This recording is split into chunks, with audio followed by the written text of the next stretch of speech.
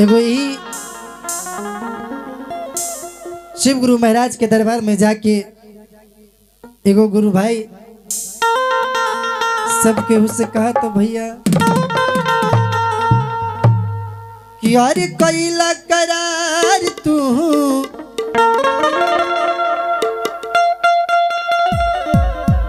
अरे माया में भुलाइला बेस डालिए, बहुत मीठ है, इतना मीठ नहीं रहना चाहिए। कि कैला करार तू अरे माया में भुलाइला अरे बहु से चेता सब बहिनिया कि बड़ा भाग्य मिलल बाटे अरे मनुष्य के तानवा। बहुत भाव से कह रहे ना कि बड़ा भाग्य मिलल बाटे अरे मनुष्य के तानवा। कैला न गुरु के भजनवा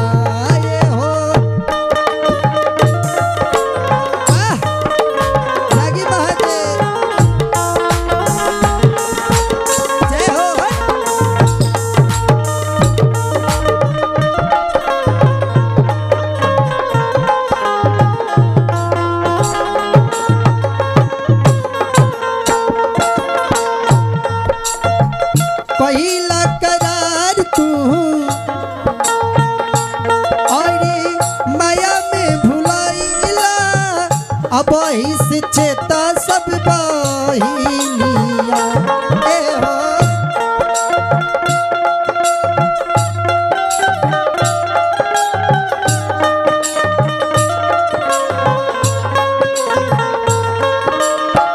पहिला करार तू भुलाइला अब से चेता सब बहिनिया ए हो।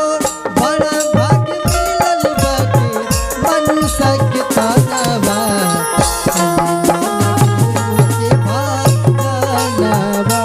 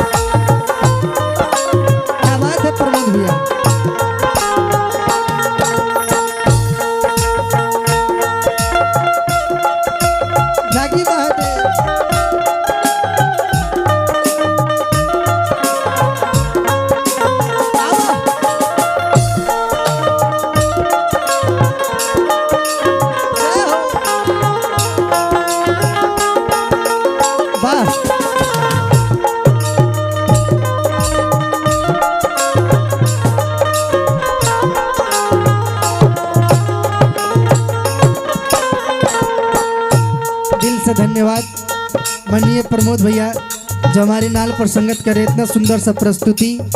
और बहुत ही अच्छे हमारे म्यूजिक टीचर बिट्टू भैया, ये भी बहुत सुंदर सा प्रस्तुति अपना प्रस्तुत कर रहे हैं।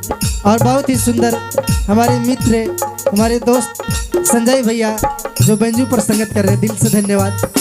जैसे हमारे महादेव वैसे हमारे बीच महेंद्र बाबा जो झाल पर संगत कर रहे हैं, इन्हें भी दिल से कोटि कोटि नमन है।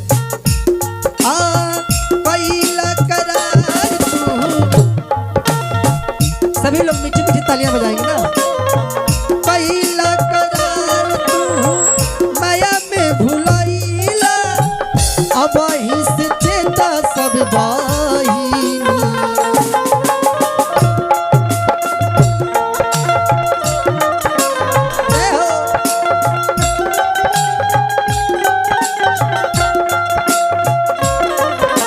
वही चीज लगावा।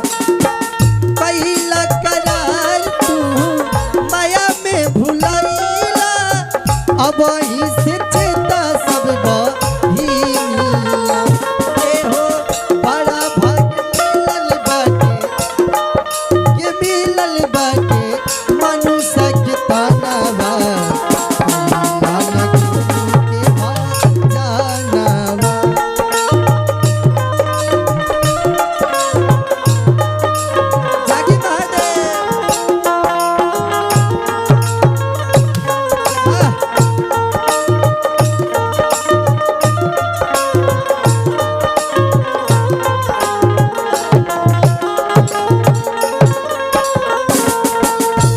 और देखिए जितने भी दीदी बैठे हुए हैं, ये माया का दुनिया है, माया का जल में मत फंसिए। अपने महादेव शिव गुरु महाराज के चरणों में जाना सीखिए, लोगों से बताना सीखिए कि शिव चर्चा क्या चीज़ है, और शिव चर्चा में जाने के बाद महादेव के दया कृपा हम सबों का कितना होता है, ये सब चीज़ शेयर कीजिए। तभी असली शिव शिष्टता का पहचान है कि लोगों से चर्चा का शेयर करना, लोगों से बताना। और ये कहे के बाद दीदी, हाँ काया के जादी जादी और ये माया में बटोराला,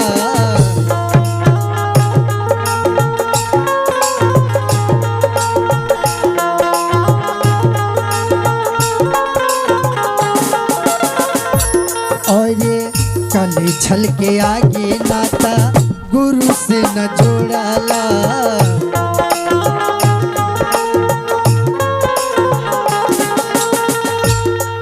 एक कलयुग है प्रमोद भैया, सब कुछ धरती पर देखना है, गलत और सही और माया और पाप और झूठ, ऐसे सब चीज ध्यान देवे के बाद ये मत सोचा कि बकरी बेचला है 1000 रुपया में, बाबूजी के हिसाब दो 8 रुपया के।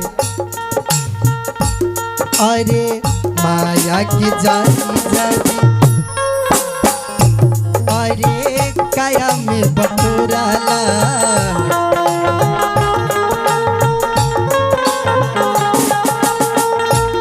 छल के आगे नाता हाँ हाँ हरि से न जोड़ाला।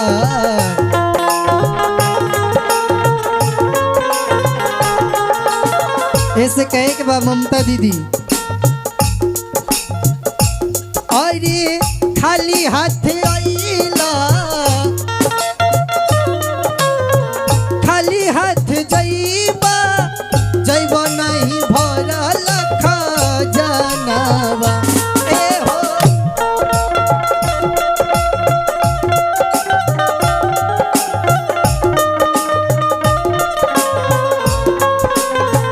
ऐसे अगर मनुष्य घर में जन्म मिला ये कलयुग में, तो कुछ ऐसा काम कीजिए, कुछ ऐसा कीजिए कि ताकि आपका भी वहाँ भी नाम रहे, यहाँ भी नाम रहे, वहाँ भी नाम रहे, और ये सब धन दौलत महल अटारी सब कुछ यहीं रह जाएगा। प्रमोद भैया ये सब केहू लेके जाएगा नहीं, सब कुछ यहीं व्यर्थ रह जाएगा। और ये खाली हाथ आइला,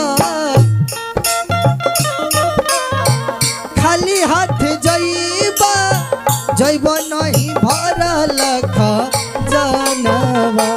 ए हो बड़ा भाग्य मिलल बाटे, बड़ा भाग्य मिलल बाटे मनुष्य के तानावा, नाना गुरु के भानावा।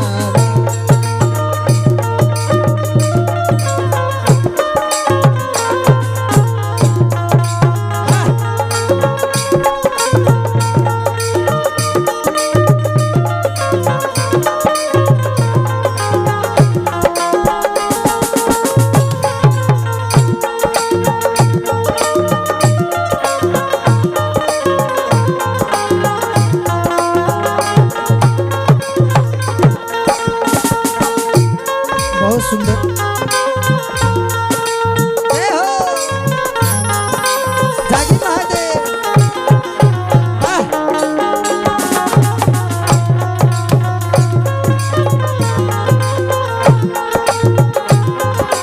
जागी महादेव।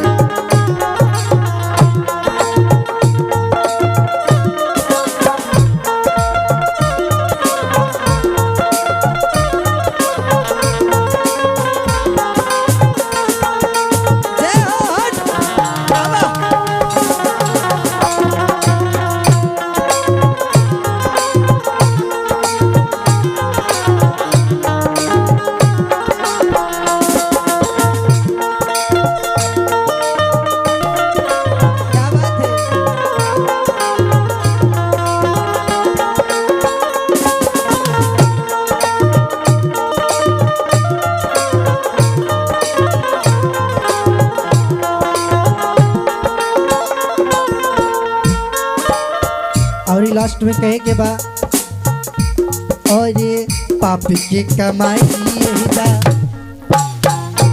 और ये पाही पे लिखाई।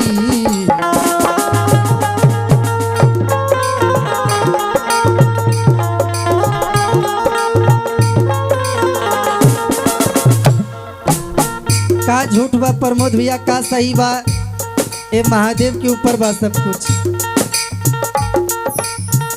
जे भी हमनी सब ऐजा करत तनी, जे भी ऐजा हमनी सब चलत तनी, जैसे भी चलत तनी, सब केहू के भाग और भविष्य ऊपर लिखा ला। कब मरे के बाद, कब जिए के बाद, आदमी ऐसे रोज डेली मरेला, बिट्टू भैया डेली जिएला। ऐसे कुछ ऐसा निमन काम करके जा लोग की दुनिया याद करे ना, कहे के बाद और ये पाप की कमाई जा और ये पाही पे लिखाई।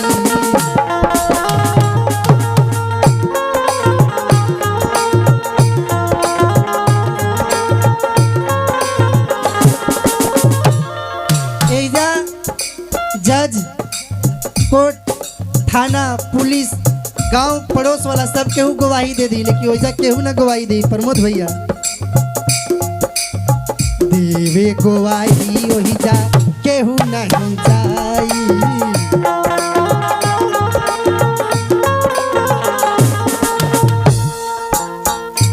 और ये मिली जब तनवा, ये जब शरीर के अंतिम प्राण, जब ये शरीर से मन और तन सब कुछ निकलेला बिट्टू भैया, तो सब कुछ याद आवेला।